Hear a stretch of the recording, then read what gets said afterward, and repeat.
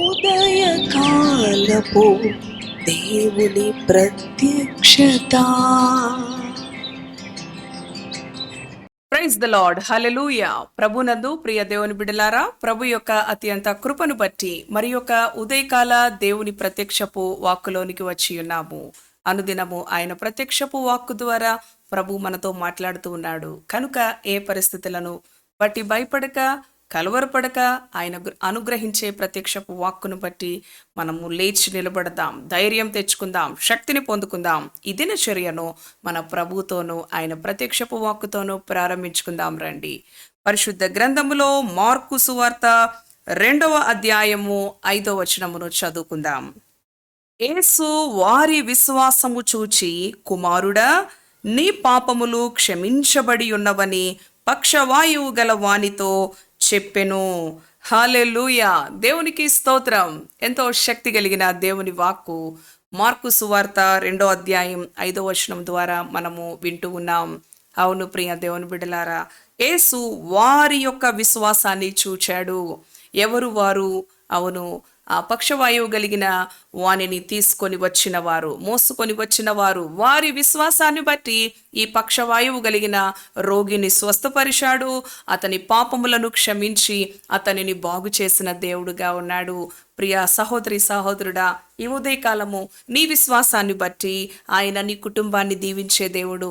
నీ పరిశుద్ధ జీవితాన్ని బట్టి నీవు ఉన్న స్థలములో, నీ ఉద్యోగ స్థలములో, నీ వ్యాపార స్థలములో, నీ రక్త సంబంధుల మధ్య, నీ స్నేహితుల మధ్య, అవును ప్రియ సహోదరి సహోదరుడా, ఆయన అంటున్నాడు కదా, మీరు ఈ లోకానికి వెలుగై ఉన్నారు అని.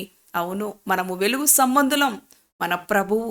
అవును ప్రియ దేవుని బిడ్డలారా, మన ప్రభు బిడ్డలం, మనము వెలుగు సంబంధులం. వెలుగు ఉన్న చోట చీకటి ఎంత మాత్రము కూడా ఉండనేరదు. కనుక ఈ ఉదయకాలం మన పరిస్థితులను మార్చిన దేవుడు మనలను అంటూ ఉన్నాడు. మన విశ్వాసాన్ని బట్టి అనేకులు మరి మేలు పొందుకోవాలి, అనేకులు దీవెన పొందుకోవాలి, అనేకులు విడుదల పొందుకోవాలి అని ప్రభు మనలను ప్రోత్సహిస్తూ ఉన్నాడు ఈ వచన భాగము ద్వారా.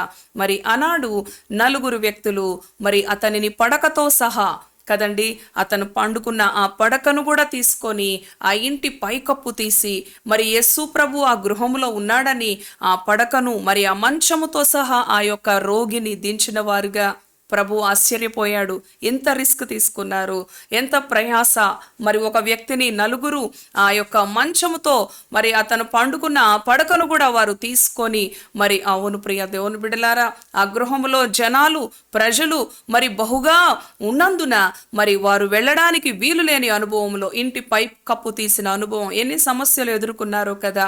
ఆ ఇంటి యజమానుడు ఎన్ని విధాలుగా మరి వారిని ఆటంకపరిచి ఉండవచ్చు, అబ్జెక్షన్ చేసి ఉండవచ్చు. అయినప్పటికీ కూడా ఎంతో మరి సమన్వయం చేసుకొని కదండి, మరి ఎదుటివాడు, మరి తన పొరుగువాడు, తన సహోదరుడు, అవును ప్రియ దేవుని బిడ్డలారా, వారి విశ్వాసాన్ని చూచాడంట ఆయన. ఈ రోజున నీ విశ్వాసాన్ని చూచి నీ భర్తను, నీ విశ్వాసాన్ని చూచి నీ భార్యను, నీ విశ్వాసాన్ని చూచి నీ బిడ్డలను, నీ స్నేహితులను ఆయన స్వస్థపరిచే దేవుడు, ఆయన రక్షించే దేవుడు. కనుక అవును ప్రియ దేవుని బిడ్డ, ఈ లోకానికి వెలుగుగా ఉన్న మనం, అవును మరి మేలు చేసేవారంగా ఉండాలి. అవును కదా, కీడుకు ప్రతికీడుగా ఎంతోమంది లోక మనుషులు ఉంటారు. కానీ అవును ప్రియ దేవుని బిడ్డలారా, మనము మాత్రం మన ప్రభు ద్వారా మేలు పొందుకున్నాం. ఆ మేలును అనేకులకు కూడా అందించే వారంగా ఉండాలి. తద్వారా ఆయన తన బిడ్డలను ఇంకా అంచెలంచెలుగా హెచ్చించే దేవుడు. అవును ప్రియ దేవుని బిడ్డ, వారి విశ్వాసాన్ని బట్టి ఆయన ఆశ్చర్యపోయాడు. వారి విశ్వాసాన్ని బట్టి ఆ పక్షవాయువు కలిగిన వారిని స్వస్థపరిచి వాని పాపములను కూడా క్షమించి వానిని పరిశుద్ధపరిచిన దేవుడుగా ఉన్నాడు. ఈ రోజున మరి ఆయన అంటున్నాడు, నేను పరిశుద్ధుడను గనుక మీరును పరిశుద్ధులై ఉండమంటూ ఉన్నాడు. మన యొక్క పరిశుద్ధ జీవితం అవును అనేకులకు సువాసనకరంగా, అనేకులకు ఆశీర్వాదకరంగా, మొదట మన కుటుంబానికి, తర్వాత మన సమాజానికి, మన సంఘానికి మేలుకరంగా ఉండాలని ప్రభు ఆశిస్తూ ఉన్నాడు. కనుక ఆయన వాక్యం సెలవిస్తూ ఉంది, నిన్ను వలె నీ పొరుగువారిని ప్రేమించు అని. అవును, మనము ఏ విధంగా మన కుటుంబం గురించి, మన గురించి ఎంత ఆసక్తి కలిగి ఉంటామో, ఆపదలో ఉన్న మన పొరుగువారు, సమస్యలో ఉన్న మన పొరుగువారు, దుఃఖంలో ఉన్న మన పొరుగువారు. అవును ప్రియ దేవుని బిడ్డలారా, మనము మేలు చేసేవారముగా ఉండాలి కనుక మేలు చేత కీడును జయించాలి. అవును ప్రియ దేవుని బిడ్డలారా, ఈ ఉదయకాలం ఆయన అనుగ్రహించిన ప్రత్యక్షపు వాక్కును బట్టి దేవునికి లోబడదాం. మరి అపవాదిని ఎదిరించే వారముగా ఉందాం. దేవుని కార్యాలను శక్తివంతముగా, అవును ప్రియ దేవుని బిడ్డలారా, జరిగిస్తూ ఆయన సమృద్ధికరమైన దీవెనకు మనము పాత్రులముగా నిలబెడదాం. తలలు వంచండి, ప్రార్థన చేసుకుందాం. పరిశుద్ధుడా, కృప కలిగిన తండ్రి, జీవం కలిగిన యేసయ్య, నీ పరిశుద్ధ నామానికి వందనాలు. అవును ప్రభువా, యేసు వారి విశ్వాసమును చూచి ఆ పక్షవాయువు కలిగిన రోగిని నీ పాపములు క్షమించబడి ఉన్నవి. అవును ప్రభువా తండ్రి, వారు ఎంత తండ్రి రిస్క్ తీసుకున్నారో, ఎంత ఇబ్బంది పడినప్పటికీ అతని బాగును కోరుకున్నారు. అతను స్వస్థత పడాలి అని వారు ఆశపడ్డారు. ఎంతో ప్రయాసతో ఆ పడకతో సహా రోగిని మోసుకొని వచ్చి బాగు చేయించారు ప్రభు దగ్గర. ఈ ఉదయకాలం ఈ మాటలు విన్న నీ బిడ్డల జీవితాల్లో కూడా వారు మేలు పొందుకొని ఆ మేలు అనేకులకు కూడా అందించే అనుభవంలో నీ బిడ్డలు ఈ లోకానికి మీరు వెలుగై ఉన్నారు, ఈ లోకానికి మీరు ఉప్పై ఉన్నారు.